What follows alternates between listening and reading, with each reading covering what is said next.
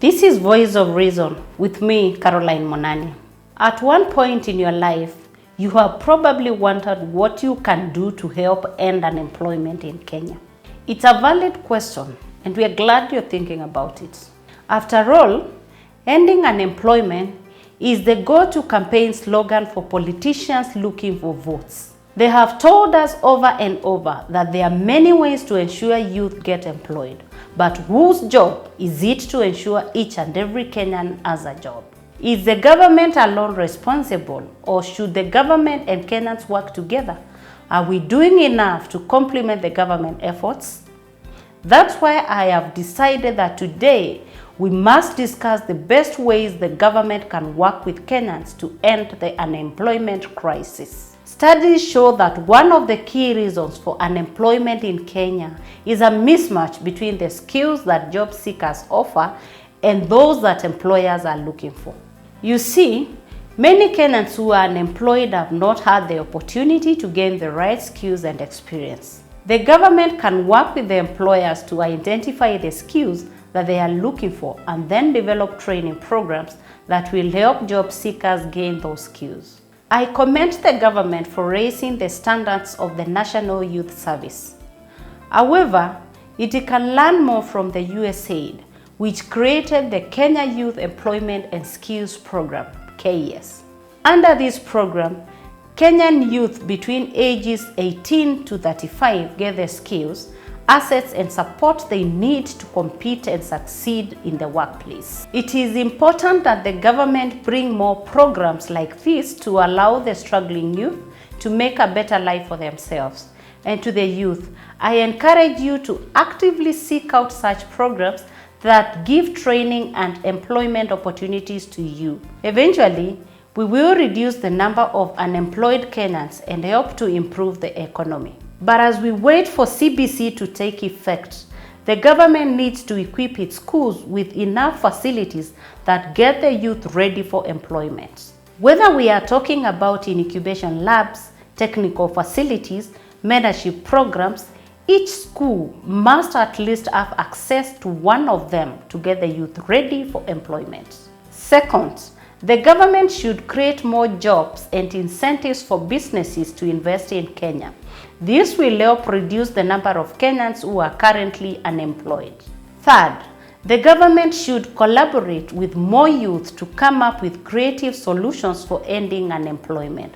We need to pull together as a country to solve this problem. We know that the government has put in place a number of technological solutions to try and combat the unemployment crisis. These include the Kenya Integrated Agricultural Platform and Digitalent Recruitment Portal. These e-government systems use technology to make it easier and faster for Kenyans to access them. The KIAP is an online platform that helps farmers connect with buyers and provides training and financing for agribusinesses. These are all great initiatives, but they can only be successful if Kenyans participate in them. The government cannot do it alone. It needs the help of ordinary Kenyans to make these solutions work. Over the years, the government has pushed to end unemployment by working with Kenyans to form groups and corps. Groups and corps are a great way to create jobs because they allow people to pool their resources and work together to achieve a common goal. For example, a group of youth farmers could form a corp to buy supplies and sell their produce collectively. Or a group of women could start a small business making and selling arts. In this case, the government's role is to provide seed money or loans to get these groups and corps started. Working with groups and corps is a win-win situation because it helps create jobs while also promoting entrepreneurship and self-sufficiency.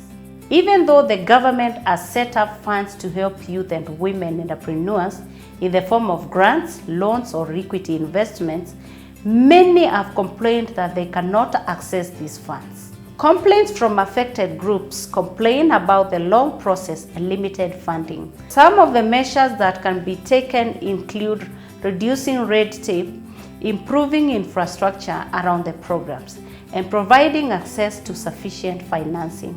By taking these measures, the government can create an environment that is conducive to business growth and development, which will ultimately lead to more jobs being created. The government can also provide better technical assistance and training to help these young entrepreneurs get their businesses up and running. Additionally, the government should soften the environment, making it conducive to business growth and development. Another way the government can work to end unemployment is by allocating resources to sectors that have the potential to create jobs. Agriculture is one such sector. The agricultural sector in Kenya employs about 70% of the population and accounts for about 27% of Kenya's GDP. The sector has the potential to create even more jobs if the government allocates resources to it. The government can also create jobs by providing better loans to small businesses. Small businesses are the backbone of the Kenyan economy, and they have the potential to create a lot of jobs.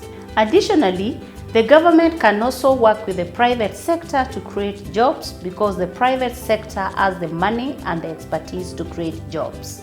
Comment below on the solutions you think can help reduce the unemployment rate in Kenya. Please don't forget to like, share, and subscribe to Voice of Reason.